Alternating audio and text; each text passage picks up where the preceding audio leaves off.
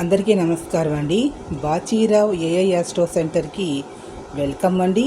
ఈరోజు పంచాంగం వివరాలు తీసుకున్నట్లయితే 6/11/2025 గురువారం, శ్రీ విశ్వవాసినామ సంవత్సరం, దక్షిణాయనం, శరదృతువు, కార్తీక మాసం, బహుళపక్షం, పాడ్యమి సాయంత్రం 4:57, తదుపరి విధియ, భరణి ఉదయం 8:40, తదుపరి కృత్తిక, వజ్యం రాత్రి 7:49 నుండి 9:18 వరకు, అమృత ఘడియలు తెల్లవారుజాము 4:44 నుంచి తెల్లవారితే శుక్రవారం అనగా దుర్ముహూర్తం ఉదయం 9:50 నుండి 10:35 వరకు, తిరిగి మధ్యాహ్నం 2:22 నుంచి 3:07 వరకు, రాహుకాలం మధ్యాహ్నం 1:30 నుండి 3 గంటల వరకు, సూర్యోదయం ఉదయం 6:04, సూర్యాస్తమయం సాయంత్రం 5:24 వరకు.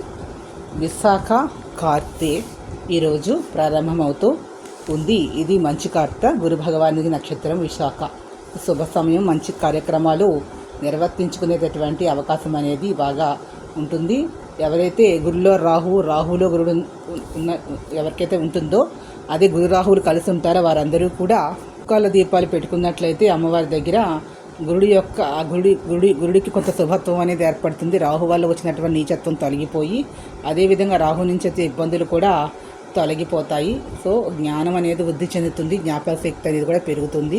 ఈ రోజు అన్ని రాశుల వారు కూడా పసుపు వస్త్రాన్ని ధరించండి. పసుపు రంగు పూలతో ఆ యొక్క గురుడు భగవాన్ని పూజ చేసుకోండి, లేదా పరమేశ్వరుడికి కార్తీక మాసం కాబట్టి పూజ పుష్పాలకు పసుపు పూలతో సాయంకాలం పూజ చేయండి.